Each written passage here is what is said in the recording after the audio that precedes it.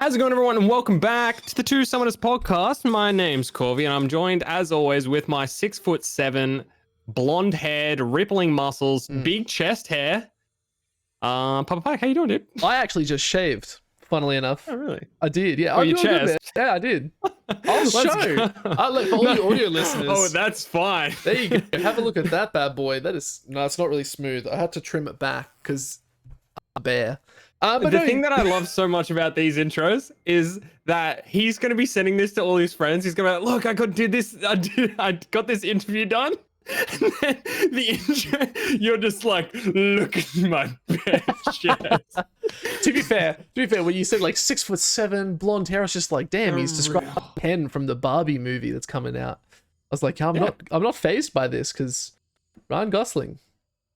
Yeah, man. A one-to-one comparison. What are you talking about? Guys, so anyway, today, I said that we have an interview. We do. Today we're going to be joined by Vertex coach. Vertex actually just got into the playoffs, which is fantastic. Good on them. Rookie split, making it into the final bracket. Yeah. Goated. We're joined by Styled, the head coach. Styled, yeah. Let's bring him in, guys. We'll be 1 second.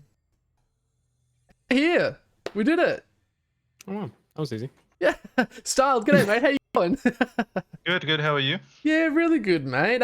Mate, you had an awesome split. Tell us just about you, actually. We want to get to know you. I think everyone's coming on to find out who Styled is and how impactful you are in the LCO. So give us a rundown. So I'm Styled. I'm a current coach for Vertex, head coach, and I was previously an LCO player as well.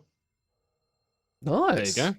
So what lanes were you in the LCO? So like how long were you playing for the pro league before you went to coaching? I played for about 3 years.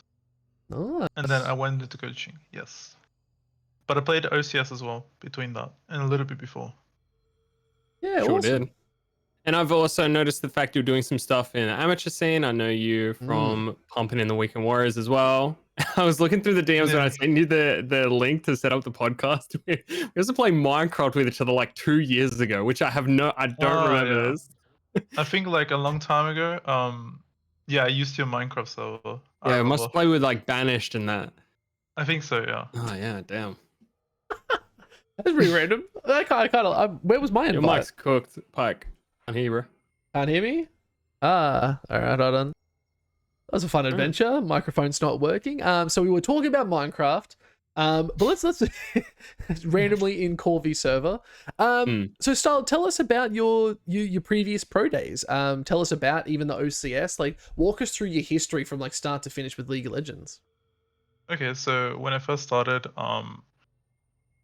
it was an amateur. I was recruited by someone back then that was they were a manager of an amateur team.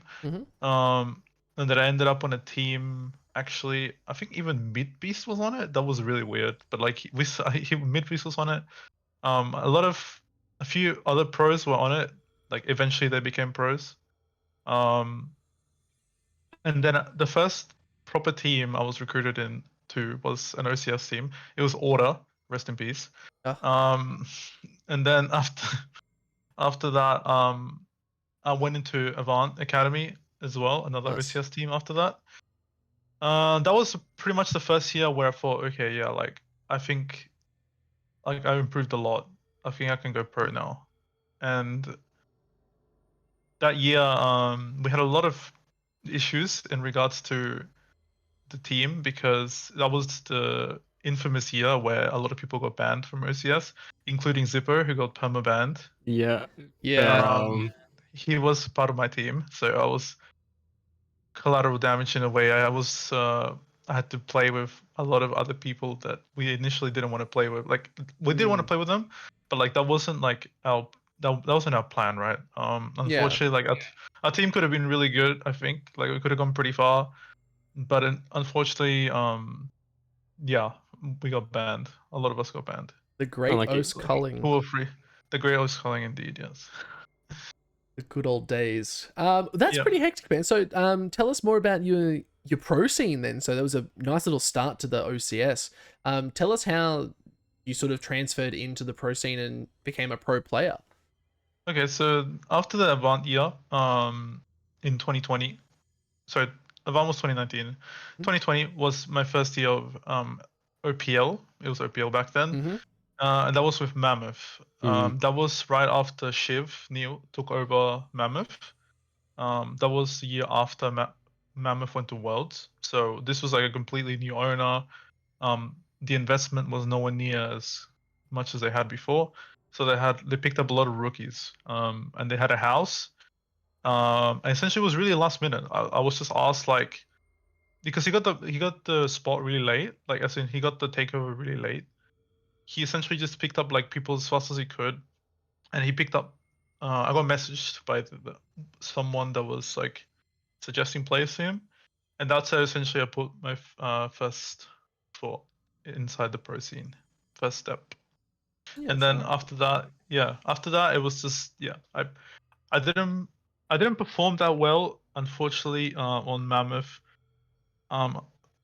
In a way, I've been kind of unlucky in some sense because I got an injury, like an RSI, at the start of 2020. I had tennis elbow, um, which is pretty bad for me because it essentially lost a lot of grip on my hand, and it made it harder for me to play. Like I just couldn't click as accurately, couldn't play as much as I used to as well. So like I had that whilst I was in Mammoth, and I had that whilst I was in the gaming house. That was like really annoying. Yeah, that's And rough. after I came back, I was like, I want to fix this problem. So I went to like a physiotherapist, here in Perth, like back home, because I'm from Perth. Nice. And then that wasn't really cutting it as much as I would like to. So the next step, what I did was I went to an esports physiotherapist, which is something that's pretty rare. That's What? actually a thing. What? That is the thing, yes. Is that what Fake is They looking at now? I'm not sure. I mean, The same one. He's coming to Yeah, Australia. he's coming to Perth. so there's a guy in Australia that's part of an esports physiotherapist group. There's an esports physiotherapist group. Um, and I just like did it online. Like we did like a session online, and it did work. Like he set me up like a program and stuff. It did help like maybe like 80%. Like it got 80% better. So overall, it was like really good for me. Because then after that, um, like between that, I still had an injury, but I still played OCS when I come back from Mammoth. I played on Legacy Genesis. Yeah. And then after that, the next year, I got picked up by Legacy, like the main team. Yeah. And then And that was the year that I played with my injury being not as bad. Yeah, that's pretty much it. Like it was still kind of there. It was like lingering, but it wasn't as bad as it used to be. it's kind of interesting, dude. You've been like a part of all these different parts of OC Pro, and then as soon as you're a part of it, it kind of explodes. So you're part of like OCS, that's boom, and then you went to like OPL, and then that went boom. Yeah, pretty much. Like first, I should have taken care of my body more for sure in regards to like playing and posture and stuff. That's what really like killed me, right? Like, but the thing is, back then, like the knowledge people had around that wasn't as much as they do now. I think, at least from my personal experience. Maybe that's like subjective, but like I think for me, I realized that like it was really hard for me. Like even now, it's hard for me to play consistently. Like I still haven't fully fixed it. So, And you know what they say? It's those that can't like teach gym. So it's those who can't play go into coaching. So yeah, now exactly. you're the head coach. So you've had all these years that wasn't you've had all these years of experience, and now you're the head coach. So how is that transferring from player? I know this because all the coaches currently have played at some time, I believe, minus maybe a couple. Like Calvin from Bliss never actually played, but he went straight into coaching. So what was it like going from pro play to pro coach? It was a little bit difficult because there were definitely some things I didn't expect from coaching that were like really difficult. Like for example, I think I kind of under how can I say this? Like I didn't expect a lot of the things from coaching as like scheduling. Like scheduling is kind of hard. Actually, scheduling, especially for people that are really young and really like unorganized, it's really hard to organize them. So yeah, it's the babysitter mentality again. Yeah, You're basically that's a like babysitter. That's one of them as well. And I think another one is managing egos. I think that's really hard. Ooh. Managing egos Yeah. Tell us more about is that, hard. actually. Tell us, yeah. I mean, I don't want to list experience. names, of course, right? Oh, for Just for sure. privacy reasons. But yeah, of course, like in my team, there are people with high confidence, high egos. Some people with less confidence and confidence issues. Um, they're both in the different, like completely different opposite sides of the scale, but they're both difficult to deal with because Mm. in the way that communication should be, they're not realistic. Like they're realistically not very good at communicating. Like a lot of the communication is like emotional. Mm. It's not really constructive, and a lot of it comes off as very. It can be argumentative when it doesn't need to be. And Yeah, I'm kind of picking up that like some players will come to you with issues they're having within the team instead of like constructive things on them learning how to play better within that team. Is that kind of true? wait, say that again. Sorry, one more time. They're having, it seems like what I'm picking up at least is a lot of the players are coming to you and you're seeming to have to fix like people's issues with other people on the team and how they fit in there instead of like their actual gameplay. Is that more Yeah. point? That is one big part of it for sure. I think gameplay as well, like yes, but not as bad as like Making them work feeling. as a team. Yeah. Yeah, making them work as a team. I Yeah. think that's the big thing because we've said on the podcast before that a lot of teams have a very much like what's the phrasing we always called it? It's not gatekeeping in per se. It's just everyone wants to play with their friends and be all buddy buddy with their best mate. I think for a new team like Vertex joining the scene, did you guys find any of that with your players coming into it? Were people saying, "I won't play without having this person"? Well, when we were initially building the team, there was like a stage where we had trials, Mhm. and in the trials we had some people, groups of people that wanted to play with each other, but it wasn't because they were particularly friends. It was particularly because they were roughly the same level. So coming into the split, they would have similar expectations rather than, like I don't want to play this guy because he's worse than me. I want to compete for this placement. They are just new, right? They're just like they're not gonna compete for this placement. They're not good enough to compete for this placement. I did have that whilst I was building the roster. I built this roster with the manager of Vertex, which is now currently not there anymore. Overall though, like it wasn't difficult. And honestly, I had the plan coming into it that I didn't want to build a team with friends because I think one of the underlying issues that is inside the ecosystem of like League, like LCO, is there are just too many friend groups, right? Like it's just like what's it called? To click. The boys club, right? It's a Yeah. boys club, and it's not good because it's gonna put out a lot of people that should like deserve to be in, right? They're just kind of like playing for their friends with their friends, right? And I don't want to list names, but there's been many occasions, especially in the bottom teams in the last few years, where that's been the case, right? The gatekeeping themselves, like the bottom teams aren't wanting to let other people have a go. I think there's an issue where the bottom teams want to play with their friends as well. Like for example, I don't want to list names. I kind of do, but I don't. Like I don't want to put them on the spot, but Give them an there is an alias. issue. Call it Mr. A.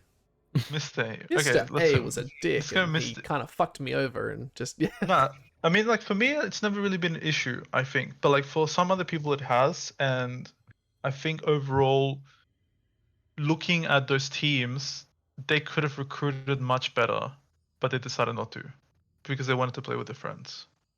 Or maybe the management was pushed by players to get this specific player when these players and there are better players out there that could fill that spot. As a Like, coach now, do you think playing? I know it like for you want to get some inputs from the players when you're building a roster. You want to make sure everyone feels comfortable from the jump because it's a lot easier to build off pre-existing like chemistry between players. But as a coach, do you think it's kind of important to when players come to you and say, "Oh, I want to play with this person," or "I won't play with this one," just kind of put them in their place, say, "Shut up, for a second. No, we're gonna try and build a roster out. We feel like this is a really good coachable team that will go far. You think that's important?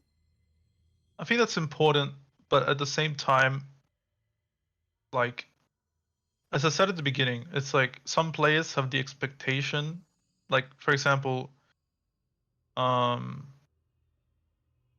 like we have some players that are more experienced on our roster that want to play with more experienced players rather than playing with new players.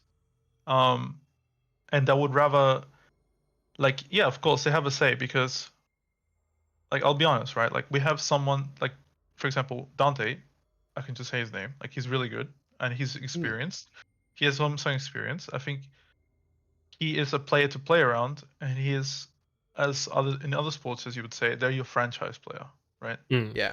And a franchise player, you kind of want to have their input because when you give them the resources they want, they put the trust in you and they feel more confident in themselves. Coming into every game, they're like, I'm playing with this guy.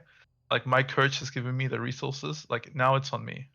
Like, you get what I'm trying to say? Yeah. So they're not going into the game thinking that they're gonna lose. They're going into the game thinking we have a decent chance to win. Yeah, because they have gotten the resources they wanted. Yeah.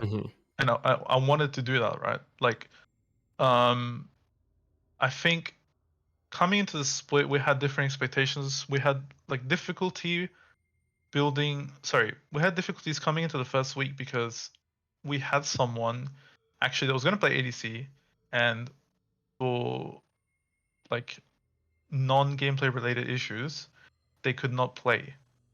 And because of that, we had to like fill in Dante. Like, we had to buy him out for ground zero.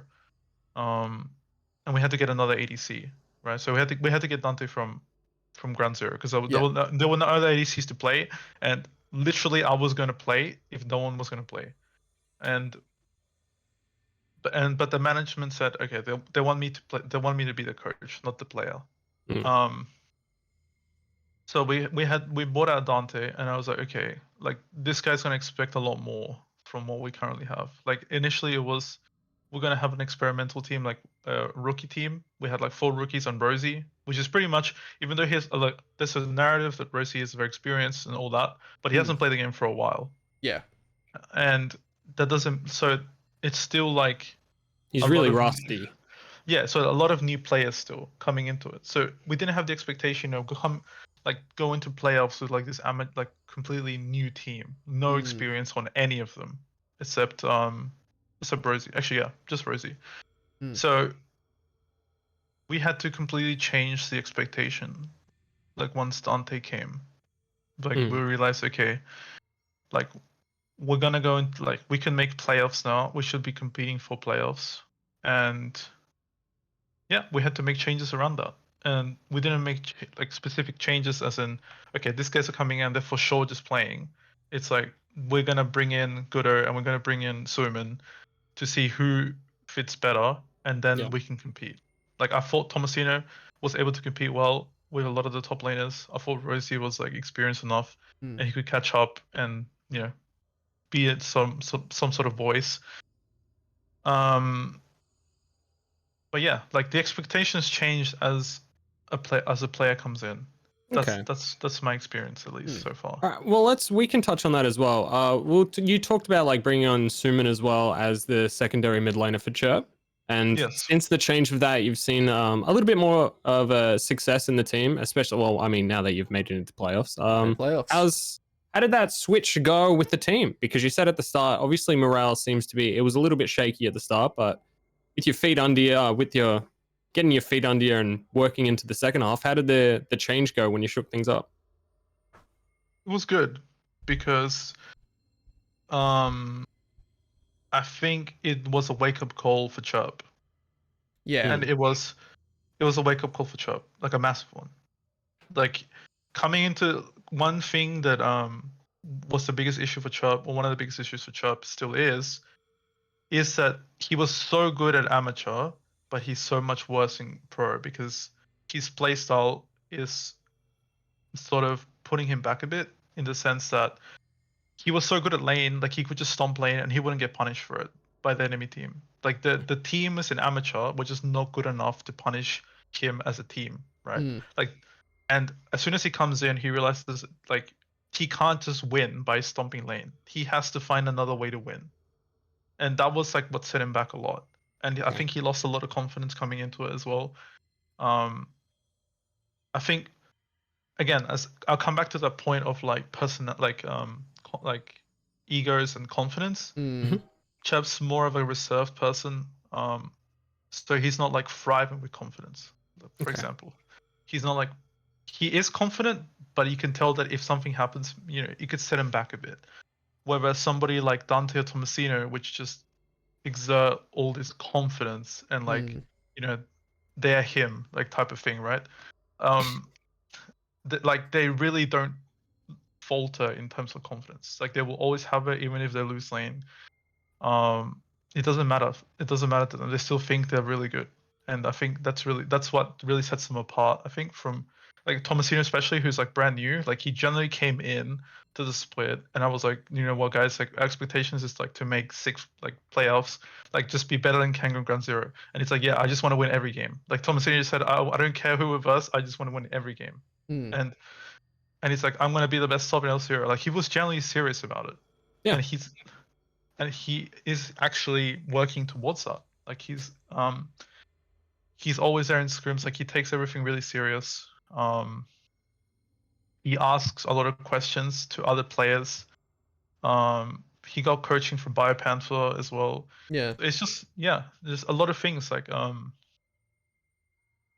that I think like I'm really proud to say like my team is really hungry to win. I think what that sets them apart, especially from like the bottom teams, is they probably want to win more than them, in my opinion. Yeah. I think that's a big thing with a lot of these teams and especially players, if I put it the right way. You need to have that sort of cocky mentality, if that makes sense. Like it's not about going in and being like, yeah, I'm gonna play my best, like I'm a top tier player. It's like, no, you need to go in, and it's exactly what Bio said last week. You need to go in saying, I'm gonna win this game. Like you need to have that mentality. And I can see that's the hard thing with esports, right? Is you got the players who are very reserved, like you said, very similar to Chirp, versus the players that are like cocky and confident, like Dante and Tomasino. That's the caliber you sort of have to be in. So, do you think it's difficult when it comes to players that are a bit more reserved in regards to trying to boost them up a little bit more? Have you had a bit of success with that? It is it is like hard to do it. I think it's harder to do it than it's harder to bring people up, like their confidence up, than harder to bring their confidence down. Like I think it's Mm. like I think it's like Tomasino can be humble at times, right? I think he can be really Mm. humble at times where he just gets humbled by somebody that's better than him. I was like, yeah, you know what? Like I'm bad. Like he says I'm bad. The next day he says, okay, I'm the best, right? But like it's like he gets humbled like that, and he takes it well, right? I think another issue that we had in our team though, which is like not really the question you're asking, but like Brown, which is forever. That Brown. was like a jungler. Mhm. He was recruited straight from just amateur. Like he was on the Avalanche team. Um, he doesn't speak that much English, Mm. but he's quite good mechanically. He's like rank 2 right now, rank 3, I Yeah. think. But he had a lot of problems as well transitioning into competitive, similar to Chubb. But obviously Chubb having more experience. They just play a play style that's not suitable for competitive play. So they need to adjust that. They need to Mm. like tone it down. They're still looking to maximize like for their own individual rather Yeah. than Mm. playing for towards the team. That was like the issue that we had with Chubb, and then Brown was similar, but he was he was selfless, like completely selfless. You need to be selfish sometimes. Chubb is just too selfish sometimes. That's like Mm. it's completely opposing scale, and that's why we had to make changes because it was just too difficult to balance the two. Um, the language barrier that Brown had as well, he couldn't really communicate as effective as, for example, Gooder can. Coming in. Yeah. But yeah, these are the difficulties that you face. It's like Mm. not only do you deal with the confidence of the players, the egos, but you also have to deal with like the gameplay, and then on top of that, you have to tell them, okay, you're getting benched for somebody else. Like that was hard, right? Like, Yeah, it's a really hard conversation to have. It's hard. It's a hard conversation to have. Like, especially like you were saying, Chirp has not the greatest confidence in himself sometimes, and like to go from being arguably the best player in your own pond, being amateur, and then coming out and you're not performing as well, the self-doubt he must have had, and then to be benched on top of that, it would have been a really hard conversation to have. It was hard. It was really hard for him. How did you go about talking to him? Sorry? How did you go about as a coach, like talking to him and letting him know what's going on? I think that's pretty interesting. In regards to like getting benched, you mean? Yeah. Like, what did you do? How did you go about it? I just sort of told him like, we're gonna get Suiman, and we want to like, I'm just letting you know you're getting like, we're competing for the mid lane spot, right? Like you're not guaranteed to start anymore. Okay. And that was hard for him to understand because he still believed that he was getting better as the weeks went on, and he was getting better as the weeks went on. I think, but it wasn't like for the expectations that we had in coming into playoffs. That the next 2 games, okay, we didn't beat Mammoth, we didn't beat PG, but we did believe that if we had somebody that was a little bit more experienced, like Guda and Suman, we could generally take games of PG and Mammoth. Yeah. And I know it's kind of hard because like I do wish that we had 2 splits. We only had 1 split compared to other teams. Yeah. If we had 2 splits, I would have played Chirp longer, I think. More. Yeah, because we had more time. But like because we only had 1 split and there's no more split until next year, it's like, okay, I just wanna have the best placement possible with this team. And that means I'll just bring somebody in to keep them competitive.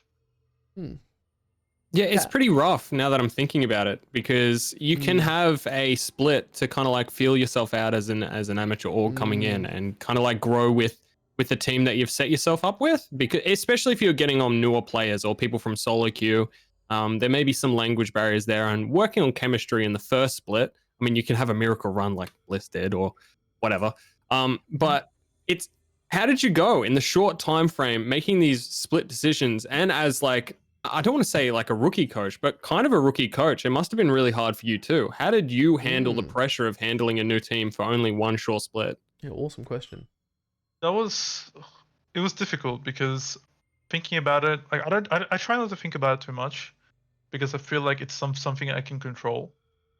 I just try like to put out the best team that we have. Like I just do my best. Like I honestly don't think about it too much. Like I do wish we had more time. That's like one thing. I do wish we had more time because other teams have had another split. We only had 1. And the fact we beat Kangoo in Ground 0, that's pretty good, I would say. That's really good. Yeah. On the first split, we had 3 rookies, 4 rookies. We didn't really get any points with the new players that came in, actually. So technically, we're just with rookies. We managed to make it all the way to playoffs. Yeah. So I'm pretty happy with that, to be honest. Yeah, that's huge. I'll take that. Yeah, man, give yourself some credit. Yeah. I know, yeah, look, it was some time to get the team underway, and it would have been a learning experience for all the new players, and yourself as well. So I mean, like, hey, for your boys coming in, that's huge. A huge achievement for everyone, and yourself too. So congrats, make it like pat yourself on the back. Yeah. Like all the self doubt that you may have had, all like the arguments with the team, or you've all grown, and you're a better team because of it, and you're going to be going into a well, it's a bracket and you're versing Direwolves, which is actually a winnable matchup. How do you think you guys are going to go? Unless Direwolves beat Chiefs, then I don't see that happening. Wow. Wow. Sorry, unless Direwolves beat Bliss. Sorry, I don't think that could happen, but it could. By the way, I do generally think it could. I do hope we do verse Direwolves though, because I think they're more suitable for us. Going into Direwolves though, I do generally think again. Last time we versed Direwolves, we had Thomasino ADC because we didn't have an AD that week, and we could have won that game. So that says a lot about that game. I do generally think we could maybe take a game from Direwolves, or at least try. I think we could do something there. We won't just give up and lose. No, I think our team is better than before. Yeah, you've got a solid chance. Yeah, pretty solid, I would say. Okay, how are you going pro? Oh, sorry, man. You go. I asked the last one. No, well, that's you know what? I appreciate that. But now I've forgotten my question, so you can go ahead. Okay. How do you go? You're going to be playing in like 6 days. On Tuesday next week. How are you starting to prep up the boys? Do you have any scrims set or? Yeah, we have some scrims set tomorrow. Just like a few scrims before the day. We'll review the games that we played against Mammoth last week. And then I just always, one thing that I always do is I always just ask players what they think they want to play on the day, or like I just draft up like potential drafts. Like I look at what Dial's draft, for example. Like I would look at all the games they've played and see any patterns I see of how they draft. Like what do they ban? What do they pick first? Like what roles do they pick on first three? Like who do they usually give counter pick to? Usually that's what I look at, and then I'll always try to draft up ideas with like like what we find most comfortable, like what we want to play. Yeah, I think overall that's one thing that's probably my strength right now, is I think that like drafting is probably my biggest strength, I would say, as a coach right now. And I think that's why we beat Ground Zero. I do generally think that's why we beat Ground Zero, is because we had a better draft in both games. And I read like I knew what they were gonna do roughly most of that draft, especially in game one. So yeah, that's most of the game as well, especially for pro scene. Is like as long as you draft well and you have fairly strong meta picks, or at least some good grasp on the meta. Most games are fairly winnable from that stage onwards, because if your players are mechanically inept enough, you can pick the right champions that do enough damage. Like Ari at the moment is just so ridiculous that she's basically 2 levels behind every other mid laner. No, 2 levels ahead, sorry. So if you're level 5 as Ari, you have a fast enough wave clear as a level 7 mid laner, which is ridiculous. And I just want to throw my knowledge out there because I learned that. But do you think, you said you draft is so strong. Are you expecting anything big to change in the meta wise coming in with the mid-season change up? So 13-13, we're gonna play in 13-13, which is the current live patch that's on now. Yeah. So it's like the changes aren't too big. Like there are some changes, as in like there's Aphelios nerfs and all this stuff. There's not gonna be too many changes, I think, to the meta. Like the only changes that are gonna make is probably like Lee Sin will become more popular. Besides that, I didn't see any big changes. Maybe Rumble, but yeah, I saw that. I think weird. Yeah, it's pretty nuts. Like honestly, coming into the game, like draft wise, like we are pretty like it's gonna be very similar to how the other weeks have panned out. Like the drafts won't change too much, I would say. Oh, that's kind of boring, but also good to know. It is, yeah, it is. But it's easier to plan around for sure. Yeah, that's so true. Yeah. We have Hysterics here as the support coach to you. With him casting so much, how's he going with supporting the team and yourself? He does well. He does really well. Hysterics, obviously, one of the casters for LPL. He does have some time usually to like talk. What he mainly does is he talks to players individually. He talks to them about how they're doing mentally. Like he's a performance coach more than anything else. He likes that aspect of helping players perform their best. He will talk to them about how they're sleeping, how they're doing in general. Yeah. Like how their games have been in solo queue. What do they think of scrims? It has a lot to do with just like the mentality aspect of the game. I can just imagine. You can just imagine Hysterics coming out with like his own little like audio alarm clock in the morning for the players. Like, so if I'll do my best Hysterics impersonation. Hello, good morning, players. It's time to hit the rift. Don't worry, you're gonna do great. Stay positive out there, kiddo. That's all I can imagine him saying. That wasn't a great impersonation, so we won't show that to him. No, I could definitely feel like a bit of him in that for sure. But I'll take it. For him, yeah, like he is very positive. He brings a lot of energy to like the team. Like especially me, he's like a little bit monotone and it's like really serious all the time. Like he's he brings like a more light side to the team, and I think they really like he's really good at that. So before a game, for example, as we're going into the game, just before it, like he would give a much more energetic speech than I would, right? The pep talk. A bit of a pep talk for sure. Like he's much better at that than I am, for example, and that's like I think that's really useful because especially the game that we won against Ground Zero, that game was like do or die for us, and we knew that. And I for sure tried my best to give an energetic speech, but so did he, and it worked out really well. Like we had so much energy coming into the game that we generally believed we could just like beat them really fast and really hard. And it ended up working really well. Like I really like that aspect of hysterics, is that he will just bring a lot of positive energy to whatever he's doing. So Hostile, you're gonna have to give me a little bit. You're gonna have to tell me. Yeah. Just give us your best. This is so putting you on the spot. Don't turn red, but like, give us your best impersonation of it.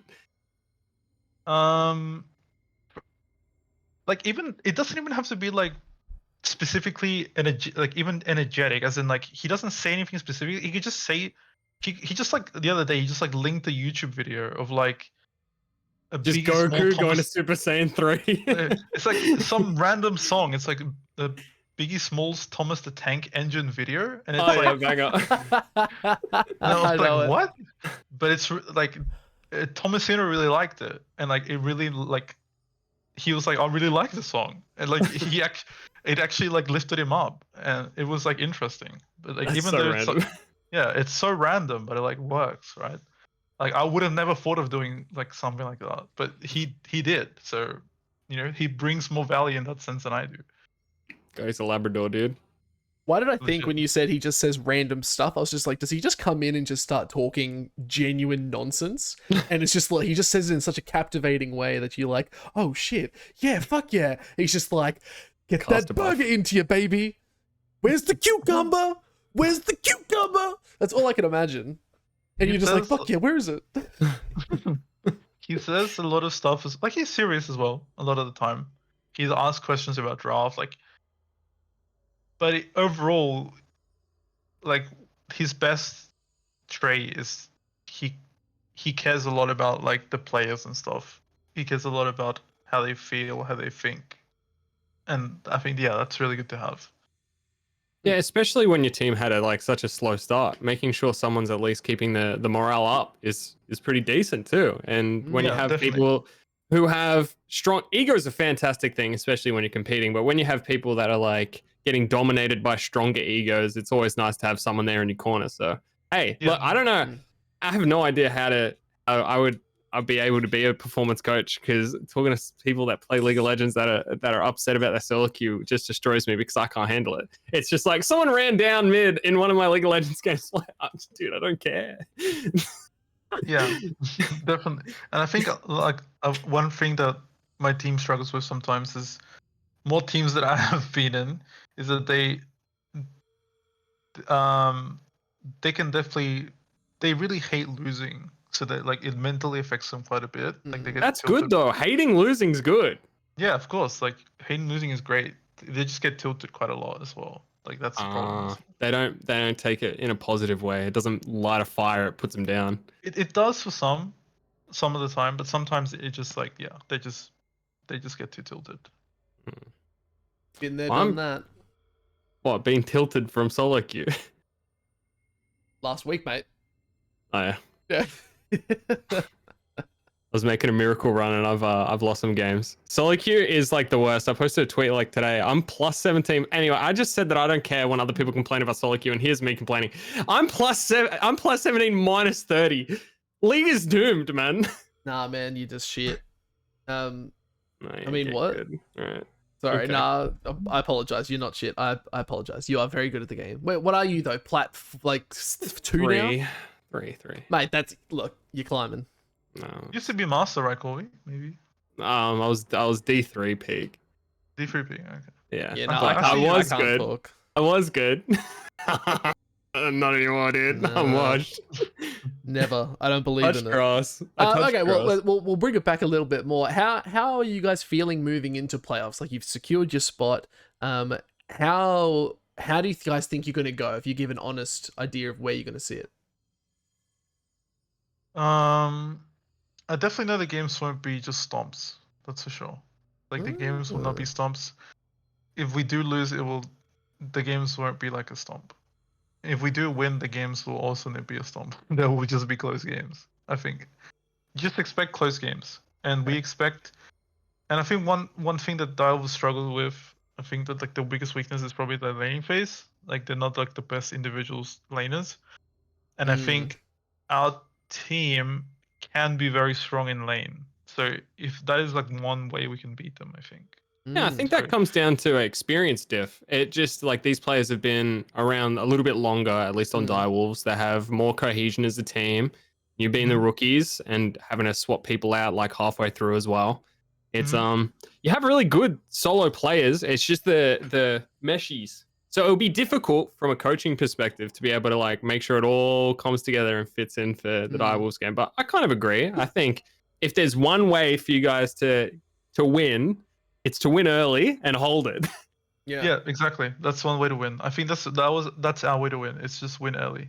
If we win early, I think we can hold it. Even if the game's scrappy, we have enough of a goal lead that we can win fights. Yeah, I agree. Well, go Corvy. I was gonna ask for a percentage. What's your percentage as the coach now, before like training and doing extra study just for Direwolves? Now, just how do you guys think? Yeah, versus let's say Direwolves. I'll say 30%. 30% win. 35% win. I think that's fair. I think that's very fair. Yeah, 35% win. In the words of Hysterics, nah man, we flip those numbers, turn that baby around. We're doing a 65% win. Did that sound more like Hysterics? That did sound more like Hysterics. Yeah, there we go. I got to embody my idol. That's how we do it. Okay, fair enough. I back that. I actually think you guys do have a chance. But to be fair, I'm a hectic optimistic, so I'll always say someone has a chance. And then when they fail miserably, I'm like, hey, look, at least you tried. And then they say shut up, and then they leave me alone for a while. Wow. Flashbacks. So I just took you down an emotional journey. So what are your thoughts for after playoffs? Like, let's say hypothetically we get through playoffs. Let's say you come out. Maybe we didn't get to PCS, but afterwards, what's your plans for post Split 2? What are you looking to do in the downtime before Split 1 next year? Well, as most contracts are in the LCO, I'm not sure if you guys are aware, but the contracts usually are just 1-year contracts, and they're very rarely 2-year contracts, and very rarely are those renewed unless you have succeeded, or like it's kind of like both parties are still interested in being part of this, like sort of mission, right? Like I'm not too sure if Vertex will want me back. I'm not sure if I want to stay in Vertex. It really would depend. After the split ends, it's kind of like people just stop playing. In reality, like unless you have a 2-year contract or whatever, then you would want to keep playing. But that's almost like non-existent, I would say, except for, like the Gravitas thing. But that was like weird. Like I don't know. Corvy had a 3-year contract with Gravitas. I wasn't contracted at all, man. I wasn't contracted at all. I know some of them had like a 2-year contract or something like that with like a heavy buyout fee. I mean, they were just like exploiting that sort of rule, I would say. Yeah, contract hell is what it was that was referred contract to as. hell, yes. I'm very glad Gravitas are not in anymore, that's for sure. I mean, I can just flame them now that they're gone, right? Because like that was one of the teams that were a boys club. Like they could have had much better players. They recruited like 10 players, which could have been other players that were much better. But I don't know. We had more players than 10. We were up to almost 13. Yeah, which is crazy, right? Yeah, look, we had so many ADCs. The notorious one is T-Shen, who when he left, he just like brought down the whole house. Like, he's like, this is shit. I'm done. Yeah, and like it's crazy to me that they have like Gravitas had so many players, but they didn't have like there were better players out there than those players. But even though they had 13 of them, so I don't know how that works. Like for example, when I did the recruiting for Vertex, a lot of the players that I got were like, for example, like Chirp was like just the best player in amateur. Like Forever was like the highest ranked jungler that was not on a team. So like I was just surprised that Gravitas didn't go for that approach of we just want the best players that are out there that are just not contracted on a team. We held, just like to shine some light on, we held a decent tournament that was run by like us. I was in it as well. I did some casting for it, and we did get a decent amount of people on. We had an idea on one or two. It's bloody the same thing for every time. We had an idea of like a basic roster, and then we approached some of the players and we're talking to them about who would they want to play with, and that's how we got the initial 5. So it was all just like making sure that we could have a roster that worked as we took the first step in. And then from there, it was just like, oh, this player 1 doesn't want to play, 2 isn't working, or 3, there's issues with the team. And then they just signed someone else on. And then it was just this compounding thing where they were just like putting a new player in, and then it was a signing, and it turned into this huge mess of a roster, this like rats. And it got messy, man. Yeah, and it was super kind of, yeah, the buyout fee thing was a bit. The buyout fee was sauce for sure. Yeah, bro. It's like I'm just gonna get every single person that's looking to want to go pro and put them on a roster, and then it put a buyout fee. It looked really sus. Look, I don't have anything wrong with Sean because he was always very nice to me, but man, I don't know how we stream players. Anyway, I agree. Okay, I'll take it in a bit of a different direction. How's that sound? While we're trying to feel sad for Gravitas for what they did. If I had to take you on a journey, we're going into outer space for a second. If you had to look at the LCO as it currently is, how they run, how they function, their format, players, teams, all that jazz, is there something there you think could be done better for the organizations to maybe improve their standing and maybe have a bit more of a global influence? Hence the space. Global influence. How could LCO be better? Maybe is a good the borderline. How can the LCO be better? I think one thing that people mostly agree on, there needs to be a grassroots system, something that is below the LCO but above amateur, and it's hard to fund. But I don't think it particularly even needs that much funding. No, mate, I'll cast it. It just needs to be organized. And I think one thing that like helped OC succeed was OCS, in my opinion. A lot of the players that came out of OCS ended up going OPL, ended up playing internationally. Like for example, Fudge. Yeah. Fudge, FBI, Lost. All these players came from Challenger Series. If they weren't given a spot in the main team, like we would might have never found out these guys. I think it's just better to have a grassroots system. I think that would help OC. I mean, 2 years in a row now, I've heard the rumors of OCS is coming back. OCS is coming back. It never happened. I don't know why. Wow. When would they run it? I'm not sure. Like, would they run it at the same time as LCO? Maybe, like not the exact same time, but different days. That could work. I think that's one way to. That's definitely one way to like, improve OC. It would be to have that. The other things I'm not too sure on. Like, I don't know how well we can market the teams and players to have a global presence. Take away the global then. Let's take away global. Let's look just at an OC present. Yeah, how can we improve the OCE image?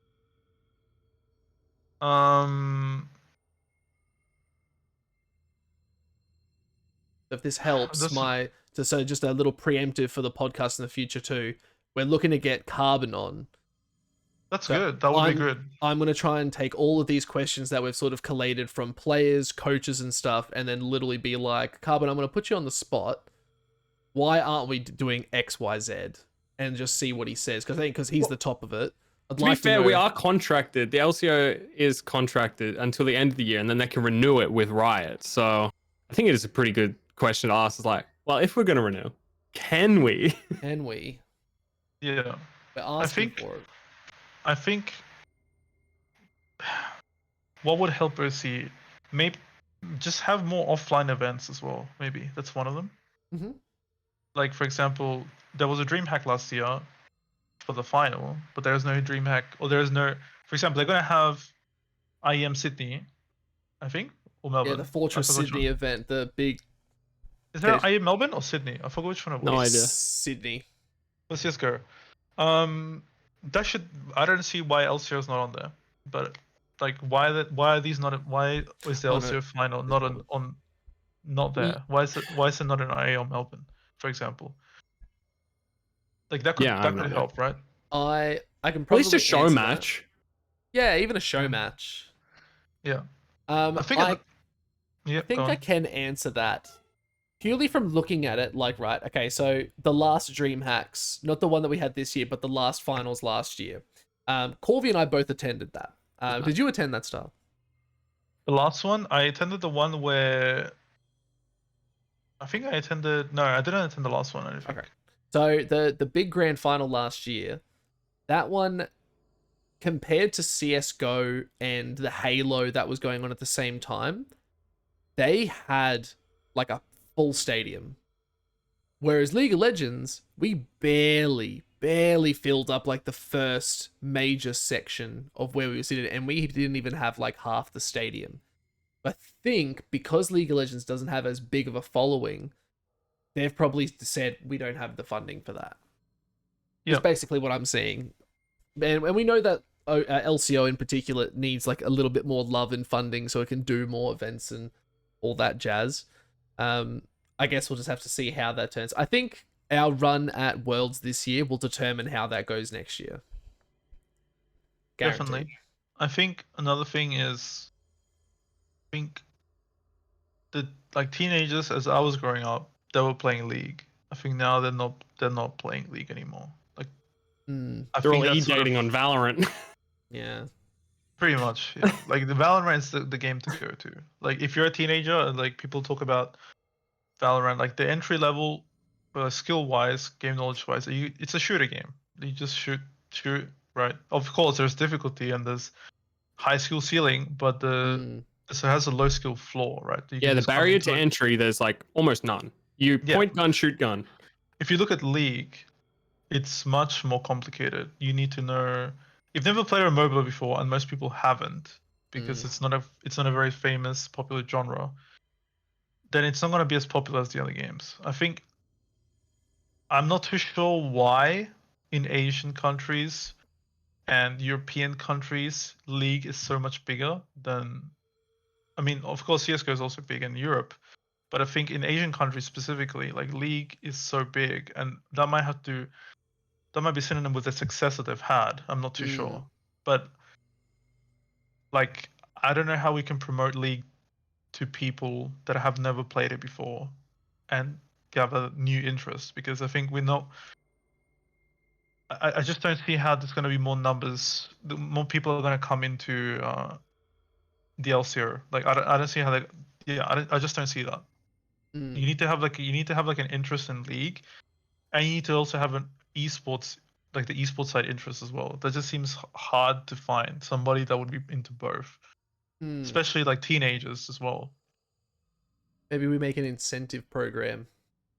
Yeah, I mean having a grassroots program could also work, right? Because like It lets people set more realistic goals as well. If you have like steps and levels, it doesn't seem like such a long shot to get into like the top of the league too. Because So you can play amateur, and then if you're a player like Chirp who wants to keep moving up, the level, it won't feel like you're diving into the deep end almost, where you're like doing really well. There's not a step up and then another step up. I feel like the transition wouldn't be so daunting, where you would need a full year to fully transition into the league.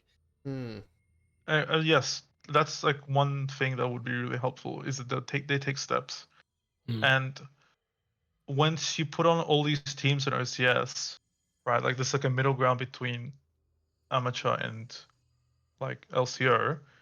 Then there's also going to be managers coming in. There's going to be coaches that have a shot at coaching.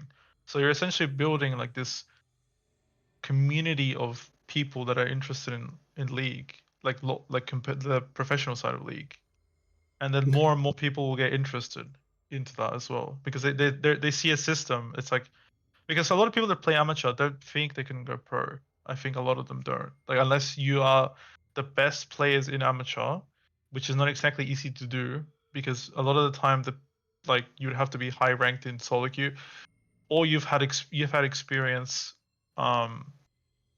playing before. So a lot of the teams that are top of amateur usually have like ex pros, like for example ExoClan. ExoClan is one of them. Who else? What's an Avalanche team? Avalanche, the Poggy final. Woggy, Avalanche Poggy Woggy. Pink. We're in the semis. Yeah, that was Poggy my Woggy team. just got knocked out. Yeah, Poggy Woggy got knocked out. So it's ExoClan and what's the other one? Yeah, ExoClan and 3-5 Army MCOM.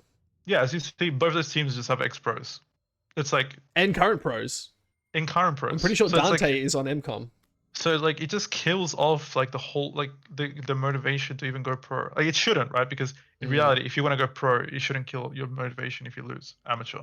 But like, the thing is, it would really help having a competition that's better than amateur, organized by LCO, that could put people in teams and like they get a taste of the competitive environment, the pro environment, the semi-pro environment. That's what drove me to go pro. At least one of the reasons why is because I was like, damn, I really enjoyed this.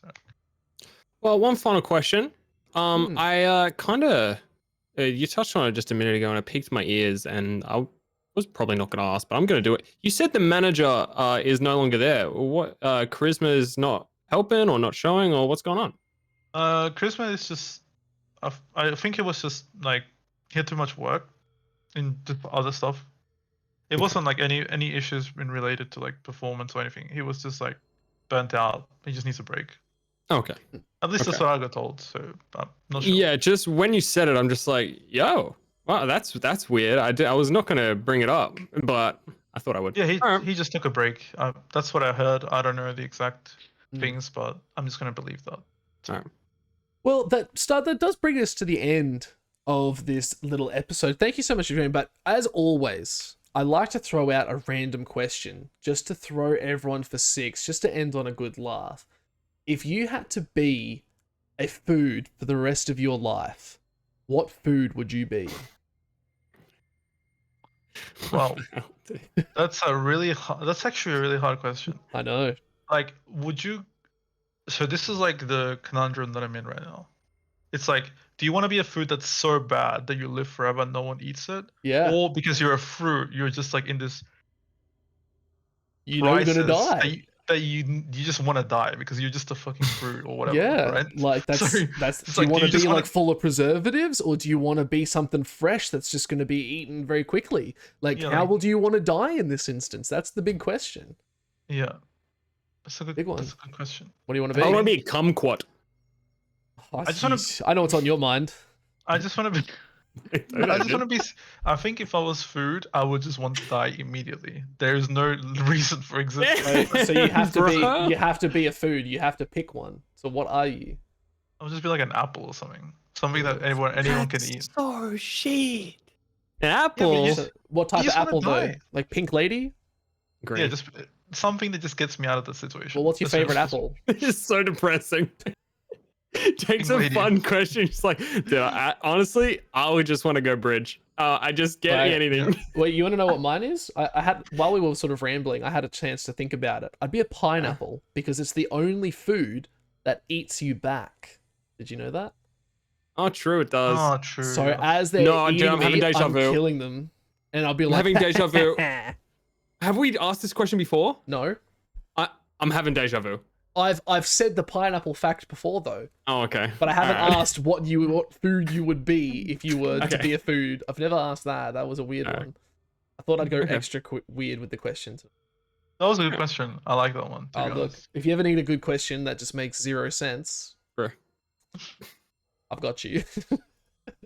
Well, thank you so much, Stud. Really thank you for having me, guys. Having you on, man. I'd love to keep in contact and keep talking about LCO and that sort of stuff, and just Sure, you If can. you ever need anything, just hit me up as well. You got Corvy here too. Look, honestly, I'm keen to start up a grassroots if no one's gonna fucking do it. So I'll take that helm / hire just Corvy. Get Timmy Go, Wendell bro. in here. Get Carbon. Ask him the hard questions. Yeah, Tim. We can move on. Tim, Hey, let's run it. Timo, what's going on? I'm walking here. All right, let's end it. Thank you so much, guys. man. Have a great night, everyone. Yes. We'll see you next week. Peace. Yep.